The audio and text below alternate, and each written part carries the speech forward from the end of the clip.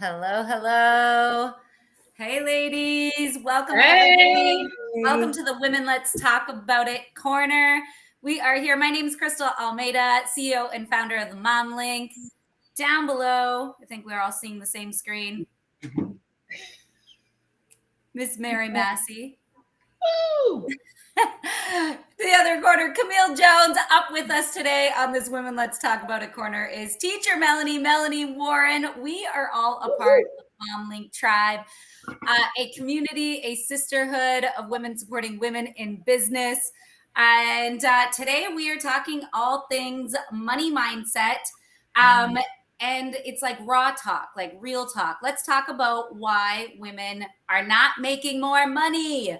And what's kind of in our way, holding us back, and what are some things that each of you are applying and making sure that we're not being held back by our money mindset. So let's jump into this conversation. Ladies, where do we start with like what's holding women back from making more money in entrepreneurship? Oh, Do we rip the band-aid off or do we go slow? You just ripped the Band-Aid off. It's so interesting yeah. because I just got off a call. I literally just got off right before a call with somebody who wants to do great things and has had a business and is in limbo right now, trying to figure out like where she should go next. And then when we talked about the fee that I would charge for my time, for a proper strategy, it was like, oh, and I think that a lot of the times we get so scared because it's happened to me too. Like that fear sets in of, okay, am I going to go and invest in something that maybe is not going to work for me, or is it going to work for me? What am I fearful about here? So there's just so much that goes into that. And I think the number one thing is that fear that we experience is like, oh man, here we go again. So I have gone through that myself, and I have been afraid and gone and invested and gotten, like falling flat on my face and nothing ever came out of it. But a lot of that too is just that fear of moving, depending on where we're going with that, right? So I would say fear is the number one thing. I agree with you. It's the fear of the unknown and the fear of am I worth it in the end? Because we think of, oh, okay, I'm going to invest in something to make myself better. We desire that, we want that, and then when it comes time to actually do it, it's just like, well, but if I do that, then what about all these other things that that needs to be taken care of? If I put it all on myself, can those things be done without it? But not knowing that we're worth it too. We're worth it. We desire more, we want more, but we don't want to do the more to get to that point. That's going to lead us, right? Which also triggers in our mindset. That's when we have to do some really deep inner search.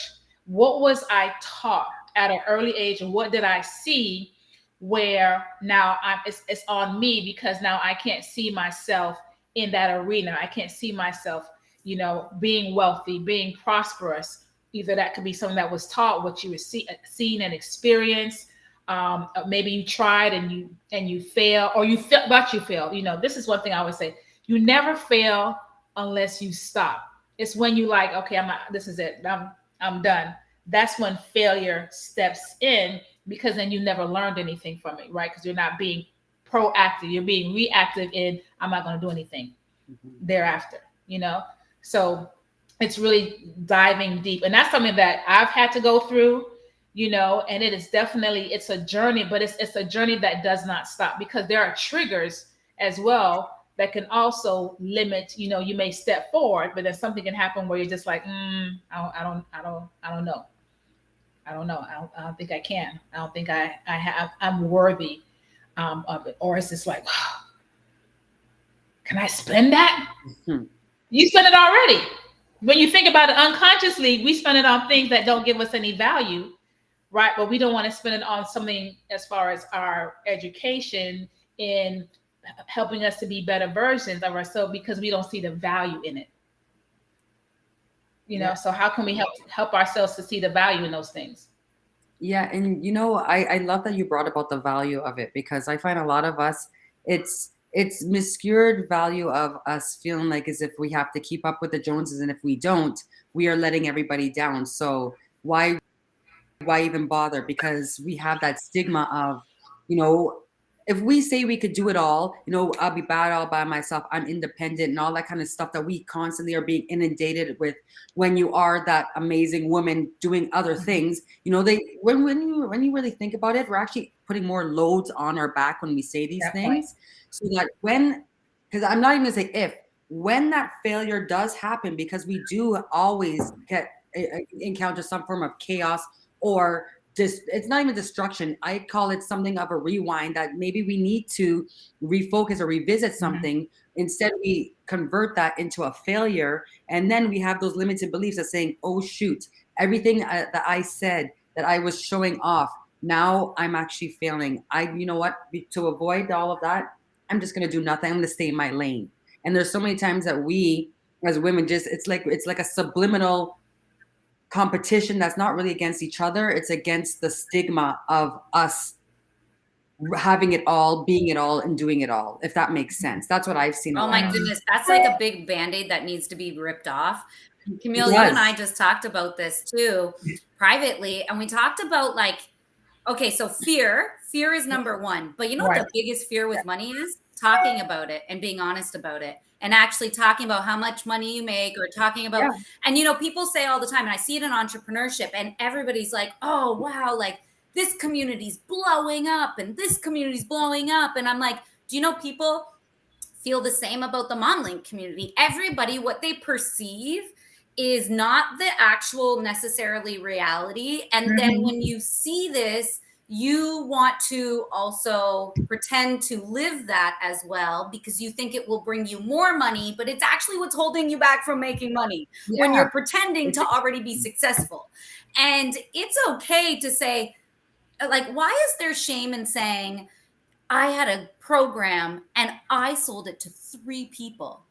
And people don't want to say, I sold my program to 3 people, only 3 people bought my program or my membership or whatever it is, my boot camp, whatever, because you're embarrassed to say, well, I didn't make that much money, my business is not successful. But those 3 people, if you actually utilize and leverage that, you can turn those 3 into 6 or to 9 or to continue, right? By just having an authentic journey. The other Band-Aid I want to rip off, and this is what it led me into, and Camille, you were describing it, I was like, oh my gosh, the fear of wanting to actually be real with yourself and your numbers, not looking at your bank account, not knowing your profit margins, not knowing on a 30-day business cycle what's coming in, what's coming out, being too afraid. And people do this personally. Nobody wants to look at their bank account. Nobody wants to actually pull a spreadsheet from their account and actually see how much money they spent on junk food, how much money they spent on alcohol, how much money they spent on like clothing or whatever, you know, frivolous things,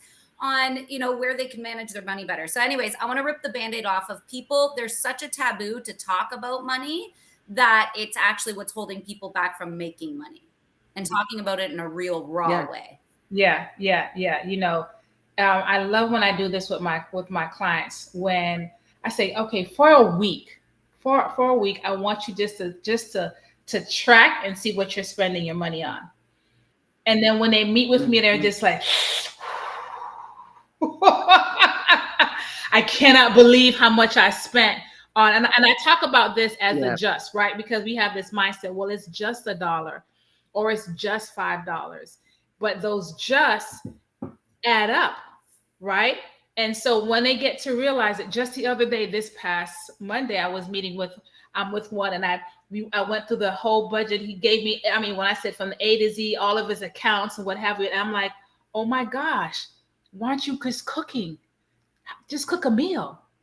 You're spending $500 a month on eating out. What are we doing? He was like, Coach, I was so scared. I know you were going to come to me. And I was just like, no, listen, I want you just to be mindful. I'm not saying for you not to enjoy your life. That's not the thing. But you can still enjoy your life and do the other things that you want to do, because now you can't do those things because it's going in your gut, first of all. Okay? It's going in your gut. So you cannot travel. You cannot say, he's like, I want to be able to retire my wife. And I was like, you actually can, but there's just some shifting that needs to be done, right? Which goes back to, what is the thing that brings us value?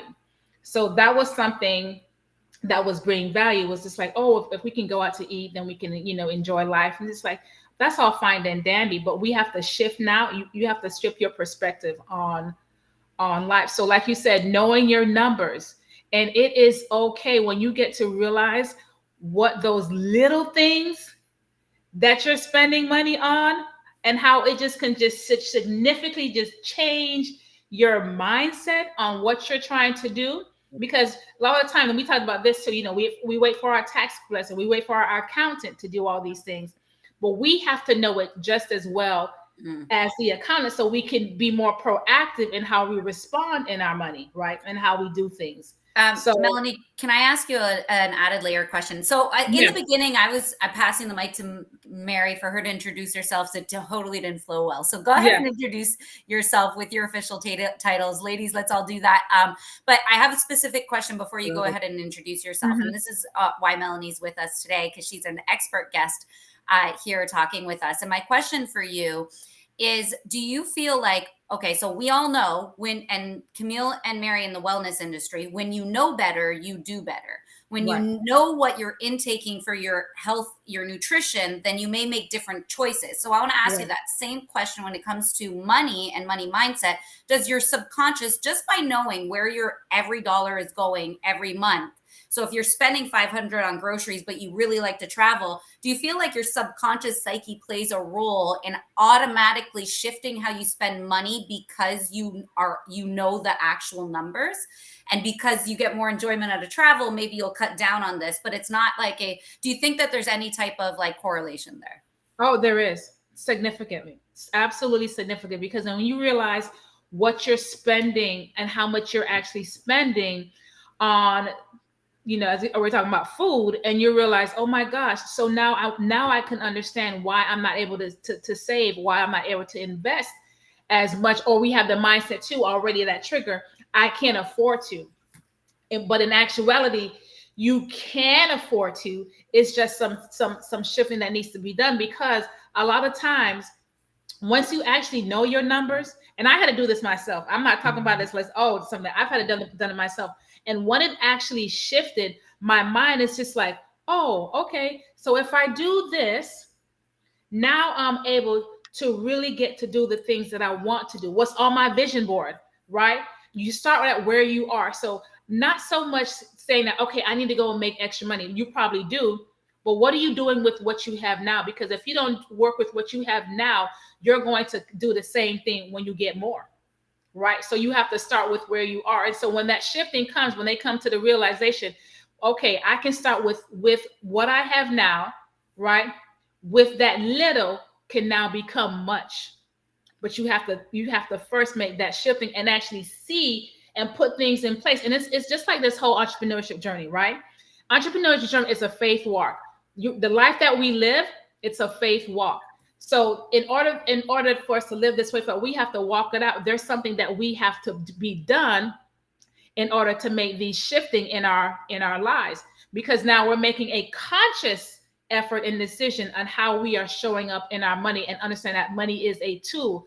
But what ends up happening is that money ends up becoming not a tool. It becomes that, what's the word I'm looking for? That then it's innate object. That's not really so much, that we don't realize that we have a power. It controls you, right? It controls you instead of you controlling it, right? And so when you get to realize, oh, I can control this, not anybody else, right? Not trying to impress anybody, I can control it. Then you have this empowerment. Just is like, oh, okay, because how you do with your personal is how you're going to do in your business. Yeah. And, I also wanted to say, when it comes to that too, is I find that when in my past life, if anybody didn't know this, you'll know now, I was a financial planner, financial advisor. And that's actually the job that I walked out of in 2021 to become a wellness designer. And I always did a whole thing on money sense, and because I always was into wellness, and I always used to say especially as women, is that our finances is also a part of our wellness. Because a lot of times when we don't have our finance in order, that's when we become subliminally stressed. We stop. The biggest thing is we will stop investing in ourselves, our personal care. Because us as women, what we'll do is if we make $1, especially if we have children or even a significant other or somebody that we're caring for, instead of us even thinking about ourselves, we'll think about that dollar. Oh, that's the scarcity mindset, is I have to give it to this person or do something with that because this is my role as in their life. So I used to say with a lot of us women is that we need to understand how money works with us and through us, and also that when we spend it on, well, not even spend it, when we invest it in ourselves, whether it be in a coach in terms of a financial coaching, or your wellness in terms of self-care, or anything that is exclusive to you, and you're seeing that value, for myself at least, it brings up a lot of clarity into where I want to even grow my money even more, because now I'm seeing the value with for because I'm using it on my, and it's not, it sounds selfish, but it's actually selfless. And that's what I've noticed a lot of when people come, when it comes to money, and women will spend it out on everywhere else, thinking that we're being, Mother Teresa, servicing others so much. And then when we don't do it to ourselves, we don't have the money anymore. That makes sense. Because I find that a lot of times with us women, especially I used to do a whole bunch of financial plans for it. And I always noticed they'd be paying out this, paying. And in the bottom, it was them. And when you think about it subconsciously, or not subconsciously, mentally, when you see all of what you're working for always going out the door, always going out the door, always going out the door, not having a firm foundation on where, as you all said, what's going in and out of your business, you're going to be like, I have no money.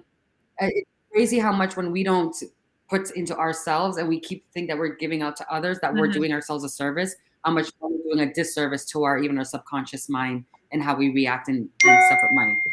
So I just want to leave that.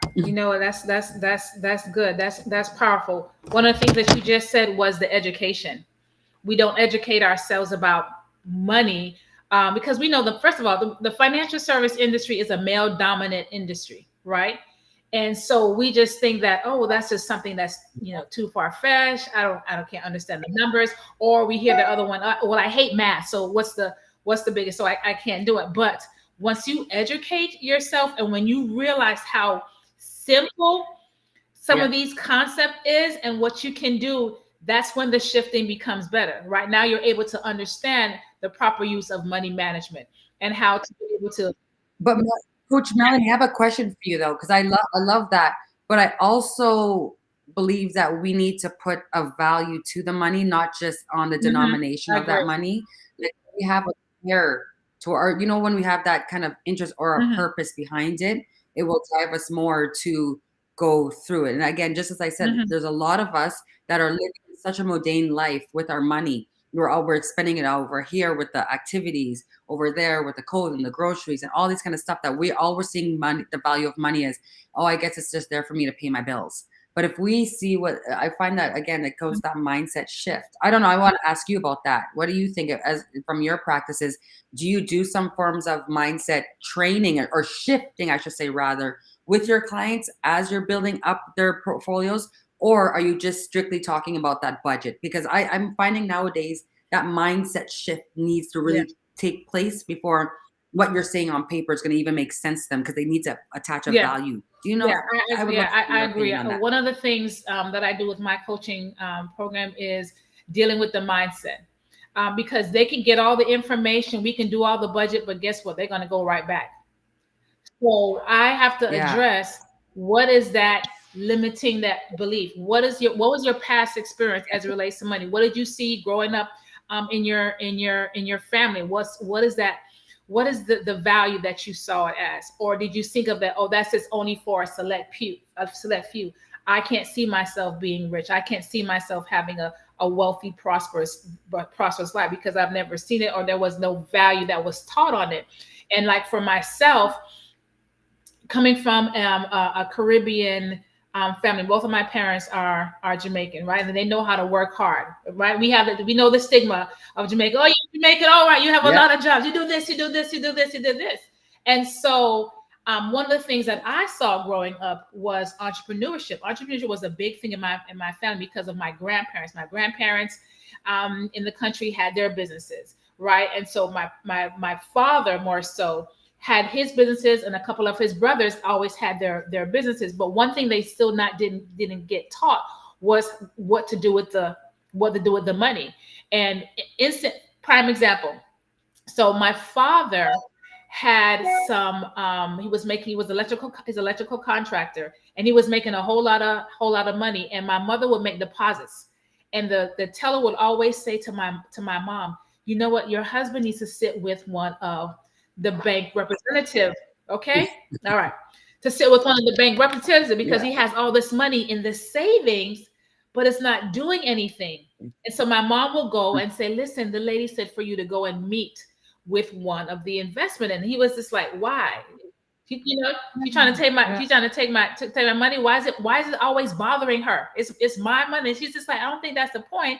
She's just seeing that there's you have this money. It's not working for you. You're working for it, but it's not working for you. And so it took forever and a day. He still never did it, by the way. He still never did, because he never understood the value, because it was never taught. Right.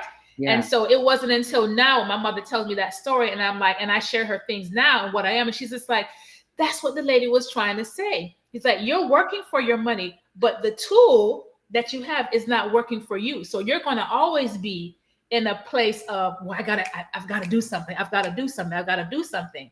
Right. And so we have to get into that point of addressing that. So that's why I really try and work with I work with my clients on, we have to address the underlying issue here of why you just see Mhm. money as, okay, I'm going to buy something, instead of looking at, I can take this and multiply it. Right. And Mhm. which now addresses the limiting belief, because now we can know how to go forth, instead of, we're going to do a budget, I'm going to set up a game plan, and the next couple months we're going to be back at the same spot. Mhm. And I love that. I love that you talked about the value, because I feel like in everything that we do, when we attach a value Mhm. purpose behind it, it does make the the work, you makes you more Right. dedicated to that work when we have the value attached to it. So I feel like with us, with women, again, we put the value of money in so many different areas, or we're also raised to not speak about it, or know our role, or even, keep it. There's just so many Mhm. layers. And I want to say, well, Crystal and Mary, because we all have Right. diverse backgrounds, and I know also too. How about with you all? It's a very cultural thing in my home, like that. The men are the ones that do everything with the money. Even if the woman has the money, that's just for the kids. I don't. That's in my culture. How about with I'm Crystal going to pass and it to or Mary. or All I'm going to Mary? say is, oh my gosh, this is, I think, not just culturally, historically, gender based, situation. Historically, we have been conditioned where, the patriarch is the person who is managing money, making decisions on the money. And so, my thoughts on this. I'm all about women and financial independence. I think it's extremely important, especially as our future generation depends on moms and women to demonstrate these skills and these ability to be financially independent and manage your own money and have involvement in family, decision, financial making powers, be financially literate. I could go on and on. So I think not only culturally do we see this, but historically, around the world, it's always been the case. Mhm. Facts. Yeah, for me, I've known a lot of single moms that had no choice but to step into that role and really learn because, yeah, it's patriarchal, I guess you can say, right? If you're in that environment, but a lot of women are not, and more women are actually breaking away from that. So for me, it's always been important to kind of like have my own thing and have my husband have his own thing. And then we have a joint account. So, but in doing that too, and I think we had that conversation last week, is like, I was not very disciplined to begin with my finances because I wasn't taught properly. And here in the U.S., you get hit with that credit card right away. Like I remember being in college, they don't do that anymore. But I'm going back into the '90s here, where I would always see like every day there was like a Visa or Mastercard application or whatever.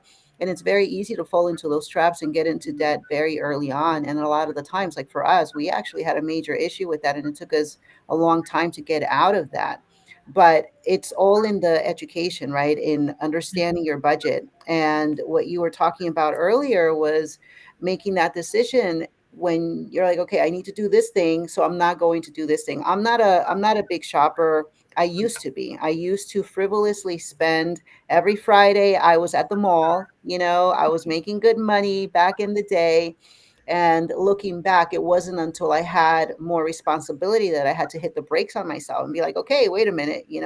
So I went from always designer this, designer that to now, like, I'm always in this, I'm always at the gym. I'm not the type to carry a bag. I have expensive bags in my closet, and there they are. Maybe I should sell them. And I have done that in the past. But now I know consciously I need this money for gas. I need this money for groceries. That's what's important to me right now. And if I have some money left over to invest in a program or whatever I'm doing, then there's that available. But just thinking differently because of how we were in the past. And sometimes for me, it took me a long time to get to that space. Budgeting, I remember my husband saying to me, "Oh yeah, I got you the QuickBooks or whatever." I'm like, "QuickBooks? No, I don't want to be responsible like that. I don't want to grow up because it's a lot. It takes a lot for us to be confronted with our BS and our bad habits because at the end of the day, that's what it is.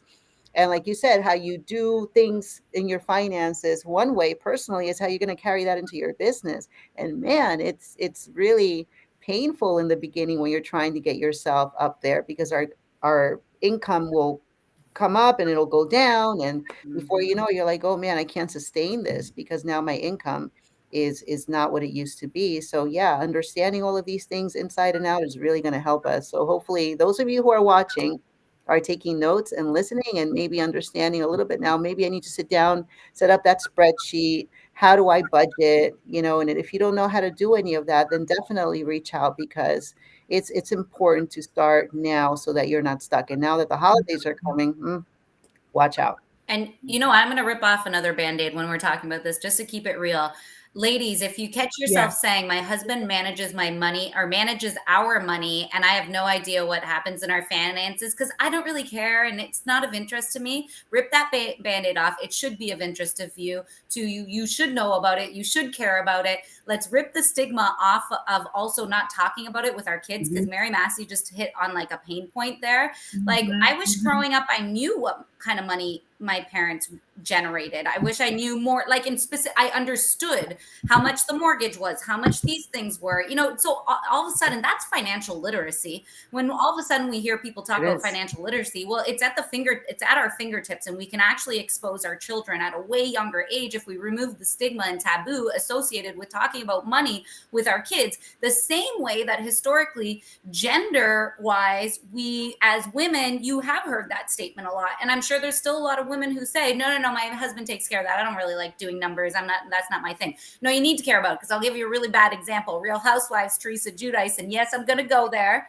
There is no, I didn't know. Right. And good thing I'm not famous. She's not going to hear this. So we're okay. But it's true. That's not an excuse, right, ladies? Like to say, I didn't know where my husband was spending the money. Well, you should know. You should want to know, and you should protect yourself. You never know what could happen, right? And most importantly, if not for you, for your kids. So that's my ripping another Band-Aid off. It's facts, though. It's facts. And there should also be no stigma of having your own accounts. I'm like Mary. It's so funny, though. My husband and I, we never really even thought about it. We just did our thing. You know what I mean? But I've also been I'm in the financial field. So I've always just, I don't know. For us, we're I don't know how to explain it, but it's not that we're separate, but we're separate, if that makes sense, other than like our mortgage. But we've always just had two separate accounts. Maybe it's because I know I'm a better money manager and he doesn't listen. I don't know. Can we ask Melanie? Camille, let's ask Melanie this question because I'm also on the same page with Camille. I want to know, what is your opinion in terms of partnerships, relationships, marriages, whatever, common laws, whatever you want to call it? So I am of the alternative. We do not pull everything together. We also have our own independence. So would you, and I think we did that because I was worried. People always say when you get married, you have two problems, kids, and you fight over kids and money, right? Like that's what you hear all the time, right? So I was like, okay, we're not going to fight about that. And the kids problem, no problem. Whatever, that I had no issue with that. But the money thing, I was like, okay, well, keep things separate so there's less fights. So would you encourage that in relationships? When I say keep things separate, let me be clear. Yes. The family expenses, household incomes, all that needs to be paid in a relation or in a common law situation, get paid and dumped into one, but then everything else remainder, you manage your own like incomes and you manage your own things and where you want to spend your money. And so should it be independent? Is that a healthier money relationship and partnership? Or would you say, no, dump it all together and both of you be equally responsible? Oh, I have an opinion on that. Okay, I'd love to hear it. Okay, so mine is kind of like Let's do it. Let's talk mine is about like a it. hybrid. Okay, you know Okay. why? Because if you have a partner and there are times when you want to do something special, you can't have like That's we have our totally own different. Amazon. I manage the Amazon account, but whenever I need to do something, I'm like, oh crap, he's gonna go into the Amazon account and see what I ordered. So these little things do matter. Like if you're thinking in a positive, nice way and you're not being sneaky about your stuff, right? So in that sense, I think it's nice to have, like I said before, we both have our separate accounts and we have Yeah. our joint account. And I think that's a healthy way of doing things. But for people who need to be held accountable with their spending, right, it may not be so good. So I think that for me, I mean, I said this before, I almost wish that he had been a little bit more firm with me about our finances as opposed to just letting me fly and do whatever, because he's so like, I love you, whatever makes you happy, just do it. Oh my That's okay. gosh. You maxed out the credit How is this a card. problem? Let me Hold pay on. for it. Like that's my husband, everybody. So not so good because somebody's still coming. I Does know, he have a right? brother? Like seriously. So in that sense, like somebody who's not so disciplined, it's very dangerous to do that. Very dangerous. But It if you is. can get to the point where you It become a is. little bit more disciplined and you budget and everything, then it can be a healthy thing. That's why it's important that you have conversations. And I can tell you from my experience, and as we're ripping off the band-aid, to be honest with you, I'm the one that was, yeah, I'm the money person in my finances, but we do have a joint and then there is separate. But when it comes time to talk about it, and this was a real thing, especially in the beginning, when it came to talk about it, okay, because my husband was like, okay, we're going to meet on our budget every couple of months, whatever the case may be. And so I will get very offended when he will ask and question, like, so what's going on with this one? What's going on with this one? And I'll just be like, what you mean? I've been taking care of it. What's the problem? Well, I just want to know. I was like, what is it? What is it that you need to know? I'm confused. What's going on? I mean, get very offended until I had to really kind of do some searching for myself and just like, why? Because I will feel as though you're questioning me. You don't trust me. How about you do? You just do it. You just do it. That's what we do. You just take care of it, okay? Because I'm doing all this and all this type of thing and the whole nine yards. I was listen, and then I had to reflect on this. Is that okay? So he's doing this for the purpose of we need to be on the same page, right? We're in this marriage, we're in this relationship, we're in this unit. We know when we are on one accord, great things happen. But if you're over here doing this and doing all this type of thing, and then when we come together, it's a problem, then we're not going to achieve the things that we need to achieve together, right?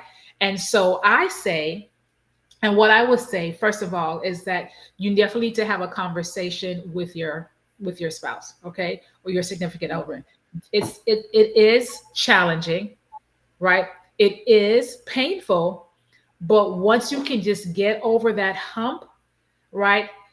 The crying, and I can tell you that the crying, the fussing, the whole carrying on, it will lead you to such great success. It really, really, I mean, I can't begin to tell you the things that we've been able to do once we got on one accord. Once we didn't get on one accord, it was like it would take so much longer. Cannot see, you cannot see any progress whatsoever. So you do have the person that is the stronger person, right? Who's okay, great, can put it together. And then you have the other one that might not be so good, but coming together, it is a priceless unit that happens. But it does take some communication. It really, really does. And it does take some tears, probably too, right? It takes a little fussing at, but once and Prime example. So I remembered when, and I always like to share, my husband and myself, we experienced a foreclosure, bankruptcy, being sued, and all that. And I say that to people because life does happen and it doesn't define who Mhm. you are. You can recover and you can rebuild. And when you go through bankruptcy and you have student loan debt, student loan debt is not a part of bankruptcy whatsoever. So you still have this mountain that you still have to deal with. And so my husband would say to me, you know what? This student loan debt thing here, it was one amount. Now it's going up, right? Because per day, even if it's in forbearance, whatever, you're still getting charged interest per day. Okay, so now you're thinking you're getting ahead, but you're not. You're paying for this for the rest of your life if you don't know how to control it. Or the other side, you can have a mortgage payment without a house. Okay.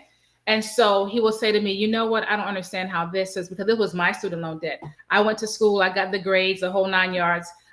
He did not. So he was just like, well, this is supposed to make your life better. Why is it going to be there for the rest of your life? I don't understand it. And so we were digging into how the whole student loan debt works out. And he said, well, we're going to pay this off. And I was like, what's the big deal? I mean, everybody has student loan debt. What's the big deal? And he made such a decision, and I was just like, all right, you know what? Let's do this. And we sat down and we put a game plan together. Ladies, we were like beasts. Whatever money was coming in for everywhere. And we attacked that debt. It was over about $45,000. We paid that off, and I promise you, in 3 months. How? By God's grace. What we did, we had a plan, and we did this plan together, laser focus. It can happen. And it happened. It happened. When people ask me, how in the world? We had a plan, and we worked the plan together. And can I say, you asked the difficult questions. Okay, so let me just like recap something really quick. We all said, and I think we all agreed then, in terms of relationships, money mindset, money management, the healthiest, if you were to ask me, and I think everybody here is agreeing with this, is have a joint, have everything, your finances, your bills getting paid, have your joint, but also have some your own account. Yes. However, having your own account doesn't mean it's a blanket statement, like you just get to hide everything under the blanket and brush it under the rug, and then independently you're both racking up credit cards. Like, that doesn't work. You can't do that. You have to have uncomfortable conversations. And Mellonie, when you were talking about this, I was like, oh my gosh, I do this in my marriage all the time. Ask flat out, like, what was your biggest expense this month? Not that I'm going to tell you could make it or you couldn't make it, but let's talk about that. Did you put something huge on your credit card this month? Are you working on paying something off personally? Like, even though it's not coming out of our joint account, if you get yourself into a problem, it then becomes a joint problem. So I need to be aware about it, right? So like when you talked about your student loan, like I have a student loan as well. I've let my husband know about it. If anything big comes upon him or me independently, it's eventually if you live together, it is your problem, whether you want to recognize that or not, right? At least in Canada, it's like that, right? Whether you're married or not, if you're living together, then it is both your problem. So I think the thing that you said about having those conversations on an active basis, even though you have your independence, I will say as a joke, like I've always said to my husband, anything under like $1,000, I'm not talking about it. I don't need to ask questions about it, but I also need to pay a blanket statement, making sure he's not making like crazy big purchases that I don't know about, right? So there's rules to the game, I guess I could say. And then the other thing, you just drove it home again. Know your numbers and let them scare you. And if they don't scare you, then you're not going to do anything about it. But when you know your numbers, you can make educated decisions on what to do. So like Mellonie, I don't know what the interest rate is on student loans, but exactly that. When you don't know your numbers and you're not educated on how much interest you're paying on different things, then you're not going to make the best decision on what you should pay off first, right? So it's so important. And literally, you have to rip the Band-Aid off of knowing your numbers so good and knowing exactly where your debts are, how much interest rates you're paying, what credit cards you're using. Stop using your debit card, all kinds of things. That's a whole nother conversation. That's a whole nother conversation. But anyways, yes, I love that. I wanted to Yeah. add to that if I may, because this is Let's Talk About a Corner. We have about 10 more minutes, 8 minutes left. But what I love about this corner is we got to throw some wrenches into this conversations, right? Because it's life. Not everybody has the same type of opportunities and situations. So what may sound great, oh my gosh, yes, I can do this. Another, it'd be like fat chance. So where am I going to throw the wrench? In this one here. So Teacher Mellonie, you had said that for yourself and your husband, you created a game plan that you worked towards. That was amazing to pay off your student debt collectively, because you had that important conversation. Mm-hmm. Well, I know a lot of husbands, i.e. mine, I love you. I really do. I love you. But if I to sit down and come up with a game plan, he'd be like, sure. You know what sure means? He didn't hear one darn thing. And it's not that he doesn't want to do or he will do the game, like he'll say, okay, no problem. But it's like it's not really as okay, tag in, tag out. Because I know there's a lot of people that are in relationships where it's still the other person doesn't have that money sense. Not that they don't have the money sense. They still have that mindset, I should say, rather. Why are we discussing it? It's getting done anyways. Because that's my husband. So he's the way how he sees it is, but it's going to be done. It's fine. Why do we have to talk about it? What do you do in situations? Because I know I've had it when I was in the financial advising where you've had couples. It's not it's not a but it's nowhere near WWE tag team. Let's go hit sledgehammer, tag team type of people. Yes, I watched WWE, the cartoon in the 1980s. Can I just say, Camille, I don't think there is any, I'm just going to say, I don't think there's any situation where it's WWE tag team. I don't even know what WWE is, but like some kind of relay race, like tag team. Right? You don't know what WWE is? Oh, like wrestling. Yeah, the wrestling. Yeah.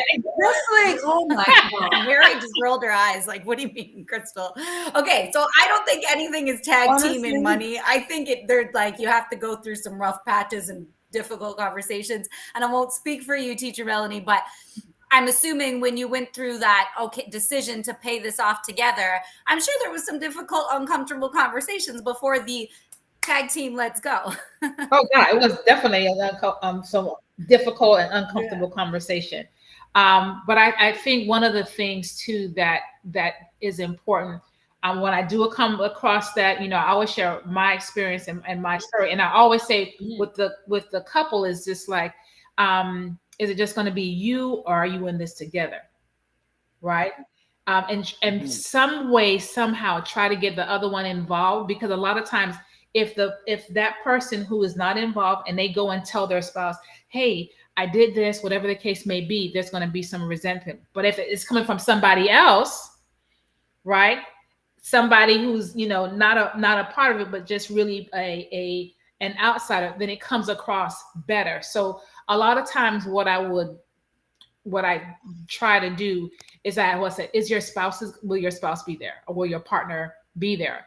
So we all can be on the same page.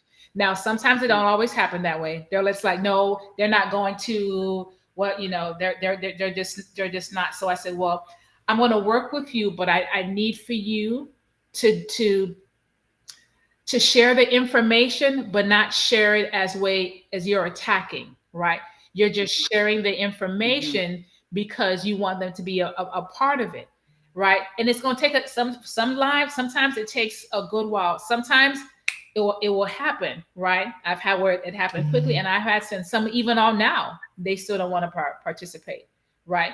But I said, you have to make sure that you are showing up in a way that's just for the betterment of the family, and you're not being judgmental. You're not trying to attack. See, I'm trying to do all this, and see, you don't care, whatever the case. Because now all you've done now is just continue to put another reg in this situation. Instead of I'm just letting you know, here's the information. Whenever you're ready, it's right here. And by the way, if you want to also talk, I'm having a meeting this time if you're able to join, so they can still feel as though they're involved, even though they don't want to be involved initially, right? But those little things does help, because oh my gosh, sometimes I'm just like, no, they don't want to come in. It's like, nope. And then date stamp everything. So when he goes back to you like a year later and says, what, we spent money, and you're like, proof. I got receipts. I Yeah. I told you about it. There you go. Remember when we said this isn't? Thank God for smartphone cameras. I got you on tape, honey. Yeah, but it's a That's great. journey. No, that's a great conversation because again, there's so I when I was a financial advisor, I saw those Right. on all different levels. I've seen the ones where Mary's husband who is just sure, it's okay, no problem. And I've had ones where it's my husband. He says sure, it does. You know what? I have to give him this. It always does get done, but he starts with a plan and he scribbles. He doesn't know about this, and in between the scribbles, he gets confused. So then it's all. I still feel I don't even know how to explain it. But then I also know there's men who are exactly what you said, Teacher Melanie, that are just not at the table. Or it's great that you have different scenarios because we do go through those, and those are a lot again. Us women, why we may not even want to even bring it up because we're already tired with the kids. We've already tried ourselves with our husbands, and we've already put that limiting belief in our head. Well, he's not going to come anyways. So I'm not even going to think about my finance. I'm just going to let it be like this because I can't be bothered. Because I find a lot of women do that too. That's how they're received at home, right? And it's not. And I know some people are like, well, then why are you with this person? Why? That's usually the times when these happen is when you've already been seasoned in a relationship. It's not a make or break, but this is where you start to see a little bit of a disconnect. But we can, with great conversations and money sense, really collectively work as a team. But I do agree with you, Teacher Melanie. Sometimes you need that. Oh my gosh, WWE, the referee, who's that? Whatever the guy is who's in the middle. Yeah. Exactly what you said. Sometimes it's like what I always say to some of my kids. It's like I'll say, "Go clean up your room," and then my mom will say, "Go clean up your room." Okay, mommy. I said, but I just said the same thing, but it sounded Totally different coming from my mom. Totally different. And we're all that way. It doesn't matter what. Think about how many times we've said something and your spouse says, "Hey, do you know?" You don't say. Yeah. Same thing with our children. We can say the same thing to them, and somebody will say, "Do you know?" And it's like, oh, but you know what? Guess what I say? It doesn't matter. The point is they got it. True. Great answer. That's so true. Instead of us focusing our mindset on, oh my gosh, they're not speaking the language or understanding it the same way that I want them or receiving it the same way I want it to be received at that time, doesn't mean that's like see. And if Chris heard that, he'd be like, you see, that's what I'm saying. Right. It still gets done. And you know what? You're right. We got to focus on the fact It still get done still gets because done. God knows how to wait. This is what and it happens. God knows how to wait to send the right person, the right people to them. Where now they will come to you, and I've seen that. Where it's just like, do you know such and such, such and such? And you're like, no, okay, yes. Let me go ahead and look into that.